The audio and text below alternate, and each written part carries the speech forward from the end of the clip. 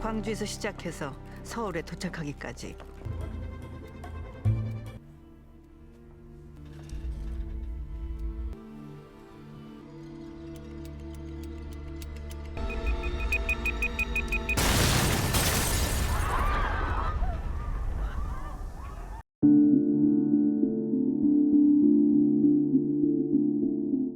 Di awal cerita kita diperlihatkan seorang wanita yang bernama Seo Moon-ju yang sedang menemani suaminya yang merupakan politikus bernama Jang Junik yang sedang mencalonkan diri menjadi presiden Korea Selatan. Di tengah keramaian, Moon-ju membayangkan dirinya sebagai pria yang aktif dalam kegiatan sosial, mengunjungi panti jompo, menghadiri rumah ibadah, hingga berpidato dalam kampanye. Namun tiba-tiba ia ditembak orang tak dikenal di bagian leher hingga sekarat.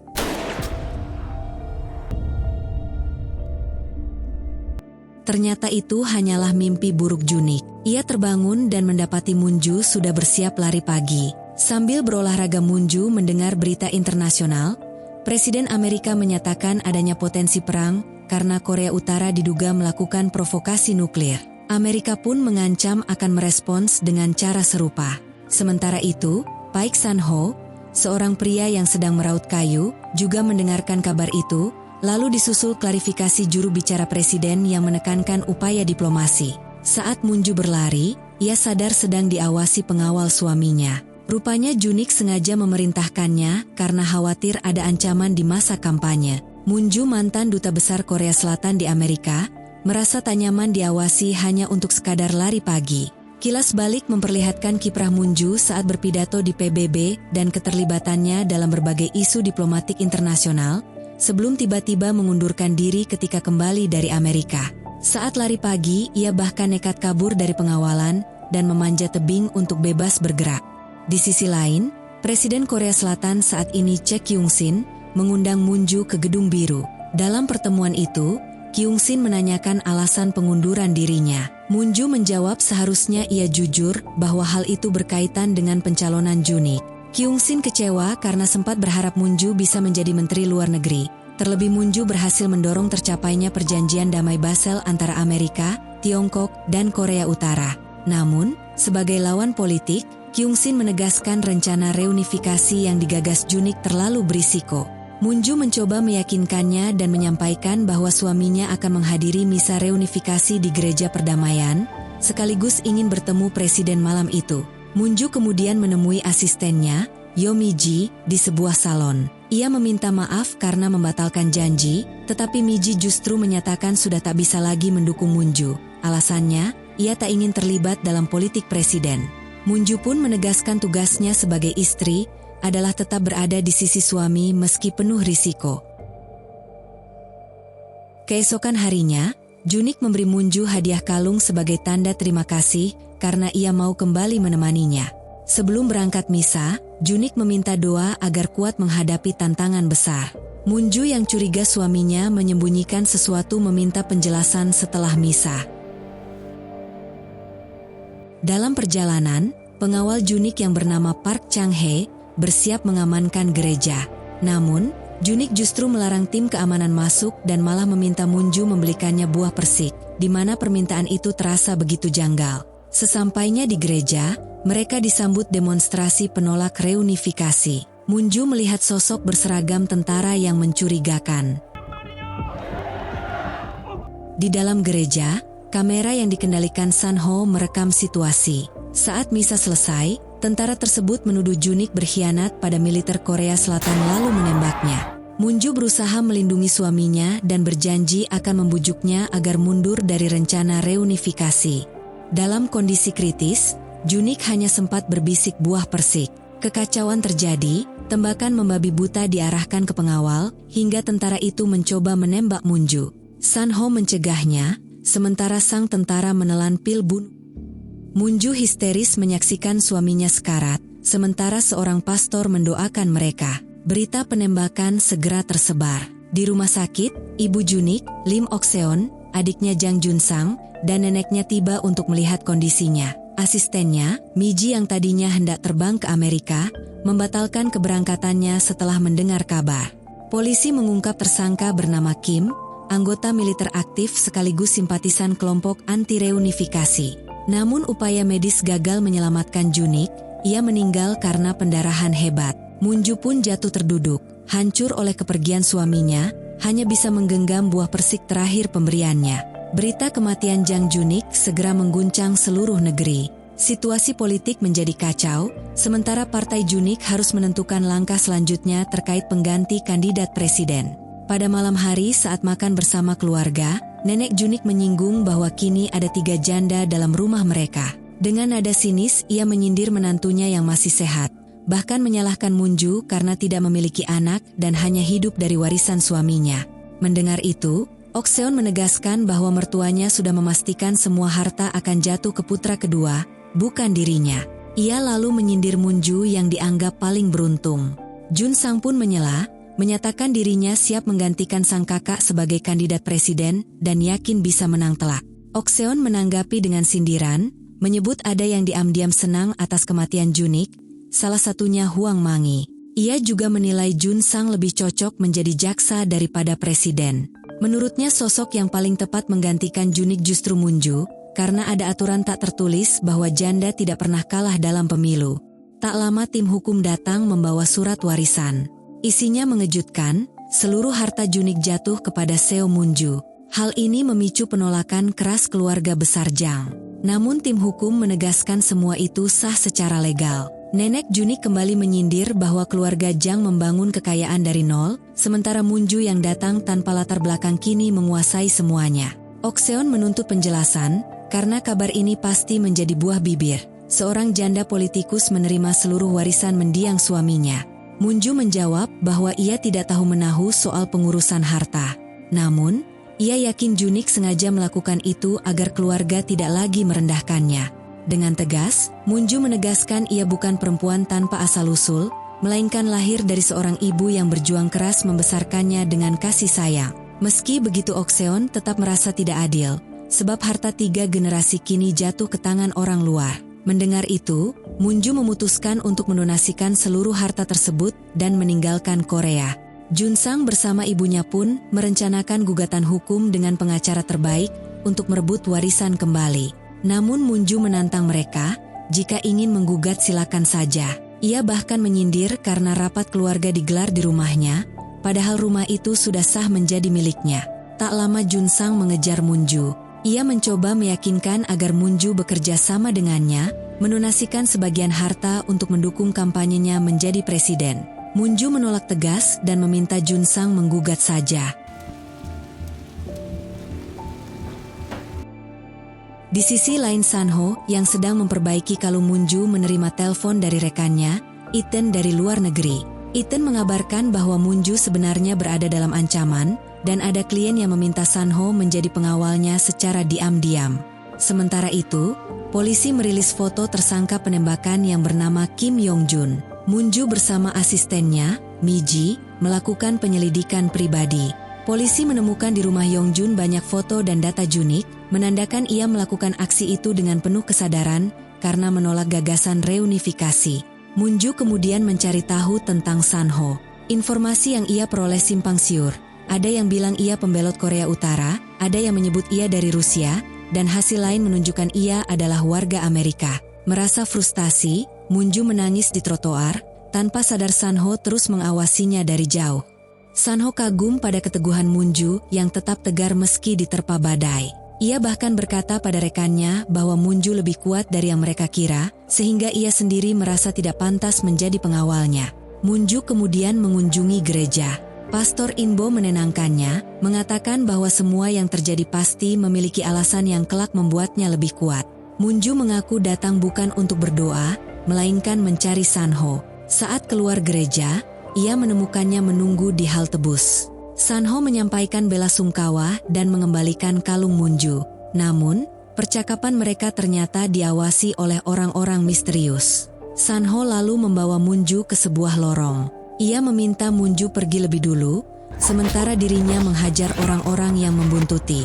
Mereka kemudian kabur bersama menuju pegunungan untuk berbicara lebih jauh. Di sana, Sanho menyarankan mematikan senter agar terbantu oleh cahaya kota Seoul. Munju bertanya tentang kata-kata terakhir penembak suaminya. Sanho menjawab, penembak itu hanya berkata bunuh mata-mata itu. Menurut Munju, jelas pelaku bukan sekedar orang gila, pasti ada dalang besar di baliknya. Sanho lalu memperlihatkan rekaman CCTV gereja. Di sana terlihat penembak meletakkan sebuah kartu. Ia sudah mencoba menghubungi nomor pada kartu itu, tetapi tidak aktif. Anehnya tak lama kemudian banyak petugas keamanan mendatangi wartel yang ia gunakan. Dari situ, Sanho menyimpulkan orang di balik kartu itu memiliki kekuasaan besar. Sin berpindah ke Direktur Yuon Hak yang menanyai Presiden tentang kepercayaannya pada Munju. Sementara itu, Okseon terlihat stres, bahkan merendam wajahnya di wastafel. Di sisi lain, Sanho menunjukkan bukti CCTV lain. Sebelum menembak Junik, pelaku sempat bertemu dengan seseorang dan ternyata orang itu adalah Junsang.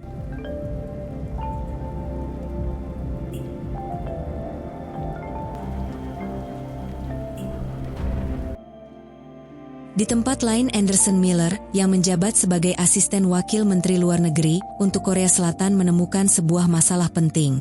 Ia kemudian meminta bantuan kepada Junik. Sejak saat itu, Junik mulai menjadi incaran orang-orang misterius karena permintaan Anderson menyangkut isu yang sangat sensitif, yaitu hubungan antara Korea Utara dan Korea Selatan. Sementara itu, Sanho mulai tertarik pada Munju setelah pidatonya tentang penyatuan Korea Utara dan Selatan menjadi viral. Di sisi lain, Munju yang ingin menyelidiki kematian suaminya bertanya kepada Chang Hye, asisten pribadi Junik, mengapa Junik pernah memintanya meningkatkan keamanan untuk dirinya. Chang Hye menjawab bahwa saat itu ia sering melihat Junik menelepon diam-diam, seolah ada sesuatu yang sedang diurus. Karena itulah Junik memintanya meningkatkan pengamanan bagi Munju. Ingatan Munju kemudian kembali pada obrolan Junik tentang gambar tupai. Ia akhirnya menyadari bahwa tupai yang dimaksud adalah adiknya sendiri, yaitu Junsang. Dari situlah Munju mengerti bahwa kemungkinan besar semua ini diatur oleh Junsang. Munju lalu meminta bantuan Miji untuk menyelidiki keluarga tentara yang diduga sebagai pelaku penembakan Junik. Namun saat Miji tiba di rumah keluarga tersebut, ternyata mereka sudah dijemput orang-orang tak dikenal dan dibawa ke suatu tempat. Tak lama kemudian, Pastor Inbo menyarankan Sanho untuk segera meninggalkan Korea Selatan dan kembali ke negaranya demi keselamatan keluarganya, terutama sang nenek. Merasa ada yang aneh, Sanho bertanya apa yang sebenarnya terjadi dan apa yang pernah dibahas Junik dengan pastor. Namun Inbo tidak mau menjelaskan detail, hanya berpesan agar Sanho pulang. Ia bahkan memberikan kalung dan sebotol anggur sebagai bentuk perlindungan, serta mengizinkan Sanho membawa Alkitab miliknya agar merasa tenang. Sementara itu, Miji membuntuti keluarga tentara yang akan dikeluarkan dari Korea Selatan. Di bandara terungkap bahwa semua itu adalah rencana Junsang. Karena ketahuan mengikuti, Miji pun diculik. Junsang kemudian menelpon Munju, memintanya datang jika ingin Miji selamat. Saat Munju tiba, Junsang menuduh bahwa Junik sebenarnya adalah mata-mata. Namun Munju menolak mempercayai tuduhan itu karena ia sangat mengenal suaminya. Junsang bahkan menambahkan bahwa Sanho patut dicurigai sebab ia berada di gereja saat penembakan terjadi. Menurutnya Sanho bisa saja utusan Amerika untuk menyingkirkan Junik. Dengan alasan itu, Junsang berusaha memaksa Munju mendukung pencalonannya sebagai presiden. Sebagai imbalan, ia berjanji akan menutup rapat-rapat kasus tersebut. Munju menolak keras, menegaskan bahwa ia percaya pada suaminya dan bertekad mengungkap kebenaran. Ia hanya meminta izin berbicara sebentar dengan Miji. Saat bertemu, Munju menenangkan Miji dan berjanji akan membebaskannya dalam 24 jam. Namun Munju sendiri belum menyadari betapa berbahayanya situasi yang ia hadapi. Di sisi lain, Sanho menemukan selembar kertas berisi nomor di dalam Alkitab pemberian Pastor Inbo. Ia merasa khawatir dan membatalkan niatnya untuk kembali ke negaranya. Ia pun kembali ke gereja, di mana kebetulan Munju juga sudah tiba. Saat mereka masuk, ruangan pastor tampak berantakan. Sanho memberi isyarat agar Munju diam, karena ada seseorang yang sedang mengawasi mereka. Ia lalu memberitahu bahwa Pastor Inbo sudah meninggal. Tak lama setelah itu, seorang pria misterius muncul mencari sesuatu. Sanho mengunci pintu dan meminta Munju menunggu sementara ia menghadapi pria itu. Pertarungan pun terjadi, tetapi pria tersebut berhasil kabur ketika petugas gereja datang. Menyadari situasinya semakin genting, Sanho buru-buru mengajak Munju kabur melalui pintu rahasia menuju ruang bawah tanah, karena ia tidak ingin Munju diperiksa petugas gereja terkait kematian mendadak dari Pastor Inbo. Okseon pada saat itu didatangi oleh Direktur Yoon Hak, orang kepercayaan presiden. Ia menanyakan penyebab kematian anaknya, mengapa hidup Junik berakhir begitu tragis. Yoon Hak menjawab bahwa besar kemungkinan Junik adalah seorang mata-mata. Meski Okseon menolak mempercayai tuduhan itu, Yoon menegaskan bahwa pihaknya sudah melakukan penyelidikan dan meyakini Junik memang mata-mata. Ia bahkan menambahkan bahwa kematian Junik mungkin karena hal itu. Yu juga memperingatkan agar Okseon berhati-hati terhadap seorang pria di foto yang ia berikan, Paik Sanho. Menurutnya Sanho berbahaya, apalagi kebetulan ia ada di lokasi saat Junik kehilangan nyawa. Sementara itu Munju mulai curiga pada Sanho karena ia selalu berada di tempat kejadian, baik saat Junik maupun Pastor Inbo meninggal. Sanho menanggapi dengan tenang. Ia balik bertanya, jika Munju tidak percaya padanya, mengapa ia mau ikut bersamanya ke ruang bawah tanah? Sanho lalu memberitahu bahwa Pastor Inbo sebenarnya tewas karena diracun. Sanho mengajak Munju mengambil sesuatu yang pernah dititipkan pastor kepadanya, yaitu sebuah botol anggur. Ketika isinya dibuang, mereka menemukan pena berisi foto dan surat. Foto itu menunjukkan sebuah pulau dan kapal selam, kapal yang pernah disebut Anderson Miller kepada Junik ketika ia meminta bantuan. Kapal selam tersebut adalah milik Korea Utara. Menurut pengamatan Amerika Serikat, kapal itu membawa nuklir. Hal itu memicu ketakutan jika sewaktu-waktu rudal nuklir diluncurkan. Amerika segera mengadakan rapat darurat dan bahkan mengancam akan menyerang Korea Utara dengan nuklir mereka sendiri. Anderson sempat mencoba menjelaskan, namun ditolak dan bahkan dilarang masuk ke ruang pertemuan. Anderson yang panik akhirnya meminta bantuan kepada Junik, karena ia tahu Junik juga menginginkan perdamaian antara utara dan selatan. Namun kini keberadaan Anderson tidak diketahui, kemungkinan ia bersembunyi untuk menyelamatkan diri. Menyadari situasi semakin genting, Munju meminta Sanho segera menyelamatkan keluarganya di Korea Utara sebelum perang pecah. Setelah itu, Munju menegaskan bahwa tugas Sanho sudah selesai dan ia sendiri yang akan melanjutkan langkah berikutnya. Sebagai tanda terima kasih, Sanho memberikan kalung peninggalan Pastor Inbo kepadanya. Munju kemudian menemui Presiden Korea Selatan. Ia berharap bisa mendapatkan dukungan setelah menjelaskan isi surat dari Anderson. Namun hasilnya mengecewakan. Presiden justru mengatakan bahwa kematian Junik adalah bagian dari rencana Amerika, sambil tetap menuduh Junik sebagai mata-mata. Presiden meminta Munju menjauh dari masalah ini dan segera pergi ke luar negeri. Ia juga menegaskan perdamaian Korea tidak mungkin terjadi, karena Amerika tidak akan pernah menyetujuinya. Lebih jauh lagi, pengunduran diri Munju dari jabatannya sebagai duta PBB bukanlah keputusan pribadi, melainkan pemecatan.